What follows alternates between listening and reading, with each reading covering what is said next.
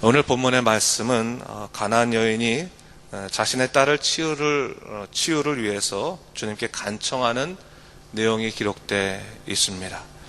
그런데 오늘 본문을 보게 되면 사뭇 당황스러운 상황이 좀 펼쳐져 있는 것을 보게 됩니다.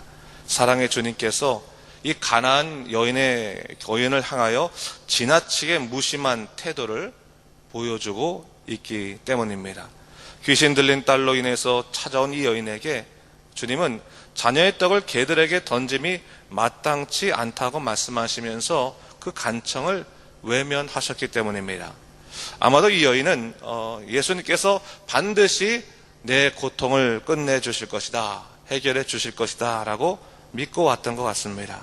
아마도 그 절박한 요청을 거절하시는 주님을 보면서 그녀 또한 당황했을지도 모릅니다. 그런데 본문을 보게 되면 이 여인은 주님의 거절에도 불구하고 더욱더 주님께 간절히 매달렸고 결국 주의 은혜를 입었다라고 성경은 우리에게 가르치고 있습니다. 자, 오늘 본문의 말씀을 읽으면서 여러분 어떤 생각이 가장 먼저 드십니까? 주님께서 너무 야박하신 것 아닌가 그런 생각이 드십니까? 그런데 우리가 오늘 이 본문을 잘 이해하기 위해서는요, 성경 전체에서 말하는 하나님의 성품, 또 인간을 다루시는 하나님의 방법들에 관해서 좀 우리가 이해할 필요가 있습니다. 예레미야가 3장 32절부터 33절에 보면 이런 말씀이 나옵니다. 그가 비록 근심하게 하시나 그의 풍부한 인자하심에 따라 긍휼히 여기실 것임이라. 주께서 인생으로 고생하게 하시며 근심하게 하심인 본심이 아니시리로다. 아멘. 하나님의 본심이라고 하는 말이 있어요. 이스라엘 백성들을 고생하게 하시는 하나님, 그 하나님에 대해서 예레미야는 어떻게 말하냐면 하나님께서 때때로 그 자녀를 근심하게 하실 때가 있으나 주님이 인생으로 고생하게 하시며 근심하게 하심이 무엇이 아니라고요? 본심이 아니시다. 그것을 말씀하십니다. 하나님의 본심이 있다는 거예요. 인간은 돌아가는 상황만을 바라보면서 하나님의 뜻을 쉽게 판단하지만 하나님께서는 인생의 큰 틀 안에서 우리를 운영하시는데 지금은 우리가 이해할 수 없다 할지라도 하나님께서 택하신 자는 결국 믿음 안에서 하나님의 은혜를 누리게 하신다라고 하는 것이 성경의 약속이고 하나님의 약속이십니다. 그런 의미에서 오늘 본문을 좀 우리가 살펴볼 필요가 있습니다. 오늘 본문 21절을 보니까 예수께서 거기서 나가사 드로아 시돈 지방으로 들어가시니 이렇게 이야기하고 있습니다. 거기서 나가셨다고 하는 말은 뭐냐면 그 앞에 있는 그 본문을 갖다가 받는 말인데 바리새인과 예수님이 그 장로의 유전에 관해서 논쟁을 했습니다. 바리새인이나 서기관들은 도대체 예수님을 이해할 수 없었던 겁니다. 율법대로 살지 않는 예수님, 이게 이해가 되지 않는 거죠. 그래서 서로 싸울 수밖에 없고 다툴 수밖에 없었던 겁니다. 근데 주님 보시기는 어떻습니까? 답답하죠. 이 율법이라는 것이 결국 하나님께 향하도록 주님께서 주신 길임에도 불구하고 율법 자체에 매여가지고 하나님을 바라보지 못하는 그들을 바라보면서 주님을 답답해 하셨던 거죠. 그래서 그들을 떠나서 그 자리를 나와서 드로아 시돈에 들어가신 겁니다. 근데 오늘 본문을 보게 되면 이 드로아 시돈에 들어가셔서 이방인을 만나게 되는데 성경을 보게 되면요, 이 복음서를 보게 되면 주님께서 이방인을 만나실 때는 우연인 것처럼 보이지만 사실은 그것이 우연이 아니라 성경이 특별한 메시지를 주고자 할 때 바로 그렇게 이 이방인과의 만남을 기록을 해서 자세히 얘기하는 것이 있습니다. 백보장이 그랬고 스로보니게 여인이 그랬고 수가성인이 그랬습니다.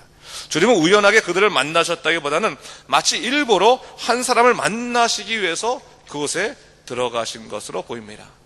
특히 앞에 장로의 유전에 얽혀서 주님을 제대로 바라보지 못하는 그 바리새인들과 비교해 봤을 때 진정한 신앙은 무엇이냐를 주님께서는 이 대비를 통해서 우리에게 가르쳐주고 있는 거죠. 이 가나안 여인의 그런 이 간구를 통해서, 믿음을 통해서 진짜 믿음 무엇이겠느냐, 율법적인 것이겠느냐, 아니라 이런 것이다 라고 하면서 이 가나안 여인의 경우를 통해서 주님께서 믿음의 경우를 지금 보여주시고 있다고 하는 겁니다.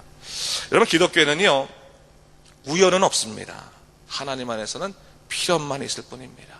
그걸 항상 우리가 생각해야 되는 거예요. 그러니까 하나님이 특별한 섭리 가운데서 이 가나안 여인을 만나시는데, 이 가나안 여인을 만나서 주님께서 그녀를 대하시는 그런 태도가 우리들이 생각하는 것과는 다른 그런 모습이 있었다고 하는 것을 성경은 얘기하고 있죠. 한 가나안 여인이 주님께 나와서 소리질러 말합니다. 22절이죠. 주 다윗의 자손이여 나를 불쌍히 여기소서 내 딸이 흉악하게 귀신에 들렸나이다. 이렇게 얘기하고 있어요. 그녀는 예수님을 약속된 메시아뿐만이 아니라 자기의 주님으로 고백하고 있어요. 주님, 또 다윗의 자손, 약속된 왕이시여, 메시아시여. 이것은요, 어떤 표현이냐면 당신만이 나의 전부이십니다 라고 하는 표현인 거예요. 이 여인은 주님을 하나의 가능성으로 보지 않았어요. 하다가 기도도 해보고 이것도 해보고 이것도 해보고, 그게 아니라 주님을 절대적인 분으로 보신 거예요. 가능성이 아니에요. 주님을 유일한 답으로 보고 주님께 나왔다, 믿음으로 왔다고 하는 것을 성경은 얘기하고 있는 거죠. 여러분, 믿음으로 선다고 하는 것, 믿음의 사람으로 산다고 하는 것은 주님을 하나의 가능성으로 보는 것이 아닙니다. 유일한 답으로 보고 인생의 길로 고백하는 것이 믿음의 사람의 모습인 거예요. 그녀는 오직 주님만을 바라보며 주께 나왔습니다. 그런데 우리 주님께서 이 여인의 외침에 관해서, 간청에 관해서 어떻게 응답하십니까? 23절에 우선 보니까 어떻게 하세요? 아무런 대꾸도 안 하세요. 이 여인은 실망치 않고 계속하여 소리를 지르며 부르짖습니다. 그 부르짖음이 얼마나 컸던지 제자들이 그것을 보고 나서, 주님, 좀 저 여인을 좀 그냥 보내시면 안 되겠습니까? 라고 부탁할 정도였어요. 그런데 주님께서는 24절에게 이렇게 말합니다. 예수께서 대답하여 이르시되 나는 이스라엘 집에 어린 양 외에는 다른 데로 보내심을 받지 아니하였노라 하시니, 주님은 이 절박한 여인의 그 간청에 대해서는 관심이 없어요. 오히려 뭐라고 말씀하십니까? 나는 이스라엘 민족에게 부름받은 사람이다, 다른 민족에 관심이 없다라고 말씀하시는 거예요. 사실 이것은 반은 맞고 반은 틀린 말이죠. 예수님의 사역은 이스라엘에서부터 시작된 구원의 사역은 분명했습니다. 그러나 그 사역은 모든 인류를 구원하시기 위한 사역이었기 때문에 주님은 그래서 그 앞에 백부장의 같은 경우에도 주님께서 이미 치유하셨던 거예요.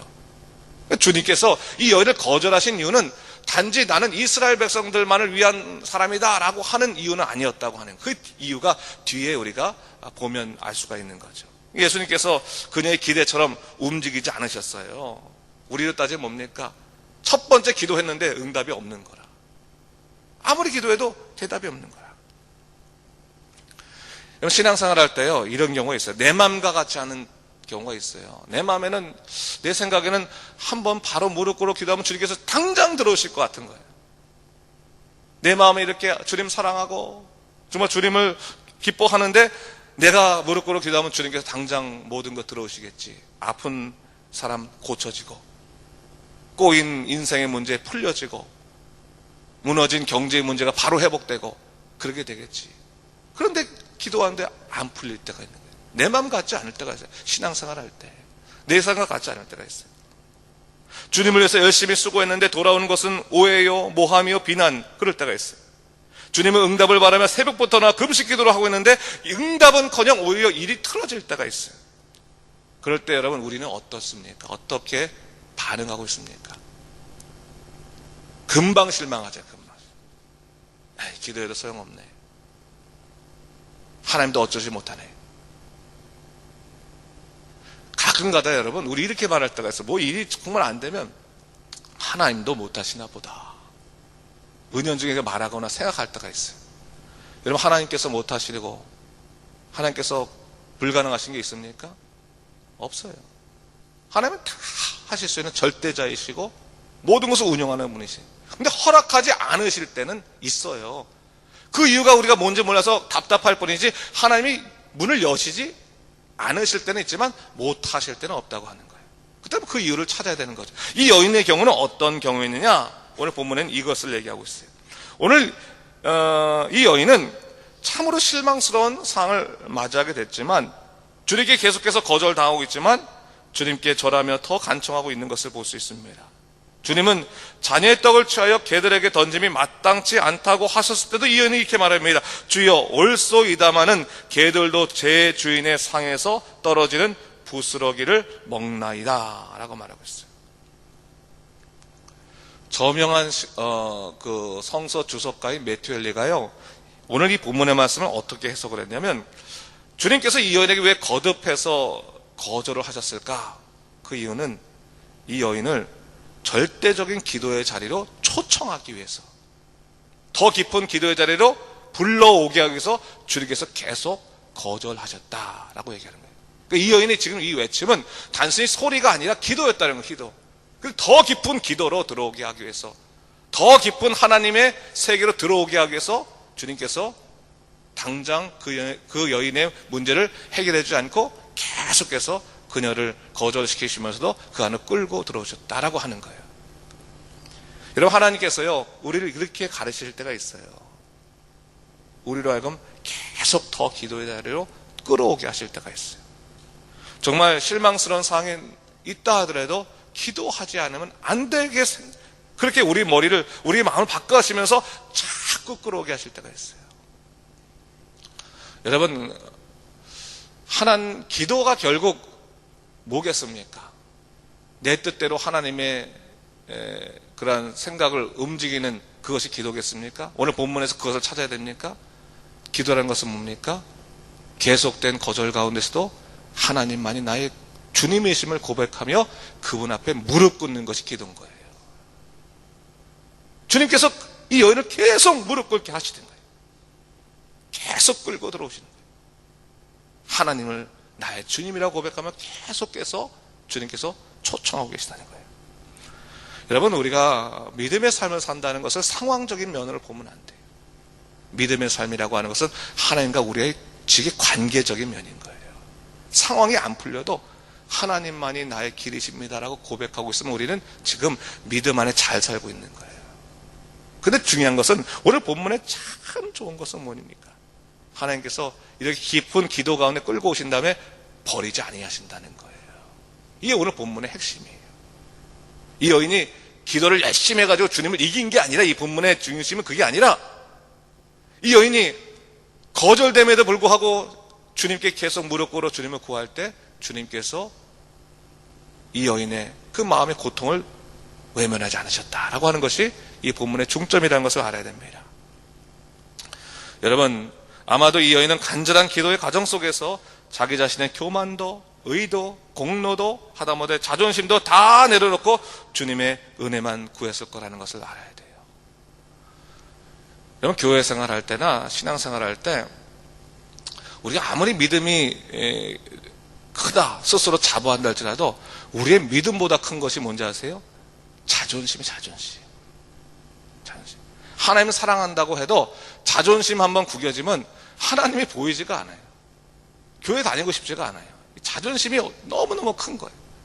이 자존심은 내 마음대로 풀어낼 수가 없어요. 내려놓을 수가 없어요. 자존심은 언제 내려놓게 돼요? 꺾여야지 내려놔. 꺾여야지. 처음 이민사였을 때 정말 우리가 바닥에서부터 열심히 일을 하는데, 난 바닥에서부터 일 못하겠다는 사람이 있어요. 왜 그래요? 자존심 때문에 그러거든. 한국에서 내가 어떤 사람이었는데, 근데 완전히 콕 꼬라지고 나면 그다음부터는 어디서든지 열심히 일하잖아요. 진짜 신앙생활은 완전히 꺾여가지고 주님 앞에 납작 엎드렸을 때부터, 하나님께 항복합니다라고 할 때부터 시작되는 거예요. 하나님께 항복시키신 거예요. 그걸 얘기하고 있는 거예요. 믿음은 내 감정이나 내 생각이나 내 중심으로 이루어진 것이 아니라 철저히 하나님 중심으로 하나님 의지하고 순종하는 것임을 오늘 성경은 가르치고 있는 것입니다. 이 여인이 처음에 자기의 생각과 기대만으로 주님께 나아갔다면 이 여인은 주님의 치유하심을 경험하지 못했을 거예요. 그런데 주님께서 계속 거절하심을 통해서 자기 마음과 같지 않은 상황이 닥쳤지만, 자존심이 너무나 상하는 고통이 있었지만, 그녀는 오로지 주님이 나의 인생의 모든 것이라는 것을 고백하고 그 앞에 엎드려 기도할 수밖에 없었던 것입니다. 그리고 그 기도 가운데 주님께서 어떻게 응답하십니까? 28절 말씀 우리 다 같이 28절 말씀 읽도록 합니다. 시작. 이에 예수께서 대답하여 이르시되 여자야, 네 믿음이 크도다. 네 소원대로 되리라 하시니 그때로부터 그의 딸이 나으니라. 네 믿음이 크다. 뭐가 믿음이 큰 겁니까? 하나님이 이렇게 해줄 것이 될 거야. 무조건 그렇게 큰 기대를 하고 기도하는 것이 믿음이 큰 겁니까? 하나님 저한테 100원 주시는 것보단 1000원 주시고 1000원 주시기보다는 100만 원 주시고 1억 주십시오. 이게 믿음이 큰 겁니까? 믿음이 큰 것은 뭡니까? 계속된 거절의 상황 속에서도, 응답이 없는 상황 속에서도 하나님이 나의 주님이시오, 나의 모든 것 되십니다라고 끝까지 고백할 수 있는 것이 믿음이 크다고 하는 거예요. 그걸 주님께 칭찬하신 거예요. 그리고 나서 그녀의 고통에 그러한 것을 다 멈추시고 인생의 문을, 하늘의 문을 여셨다고 하는 것을 오늘 성경은 우리에게 가르치고 있습니다. 여러분, 신앙생활도 내 마음 같지 않을 때가 있습니다. 기억해야 되는 거예요. 내 생각 같지 않을 때가 있습니다. 그럴 때일수록 더욱더 주님께 무릎 꿇으시기 바랍니다. 왜 내 마음에 은혜가 없을까? 은혜가 없어서 왜 말씀이 안 들릴까? 말씀이 안 들리니까 귀를 닫는 거는 정말 영적으로 어떻게 보면 어리석은 거예요. 기도가 안 된다고 기도를 멈추는 건 이거는 신앙생활이 아니에요. 더 깊은 물이, 이 우물물이 말랐을 때 더 깊이 우물을 파서 그 물을 내야 되는 것처럼 주님께서는 우리에게 더 하나님께 가까이 오기를 원하고 계십니다. 오늘도 다시 한번 주님을 의지하고 온전히 믿음의 사람으로 살아가신 여러분 되시기를 주님의 이름으로 축원합니다. 기도하겠습니다. 주 하나님 아버지 감사합니다. 오늘 본문의 말씀을 통해서 우리가 정말 신앙생활에 내 마음과 같지 않을 때 우리는 어떻게 할 것인가를 다시 한번 돌아보게 하신 것 감사합니다. 이 가나안 여인이 끝까지 주님께 매달리고 주님께 엎드리고 주님만이 나의 온전한 정답 되시고 해답 되시고 길 되시고 나의 모든 것 되시는 걸 고백하게 되었을 때 그녀는 정말 인생의 문제뿐만 아니라 그의 영적인 문제도 치유받는 놀라운 역사를 경험하게 되었습니다. 주님, 우리가 상황에 속지 않게 하시고 오직 예수 그리스도를 참 구주로 믿으며 온전히 살아갈 수 있는 그러한 하나님의 사람들 되도록, 자녀들 되도록 인도하여 주시옵소서. 오늘도 새날을 주시니 감사합니다. 이날도 힘차게 성령의 능력으로 살아갈 수 있도록 인도하여 주시옵소서. 예수님 이름으로 기도드립니다. 아멘.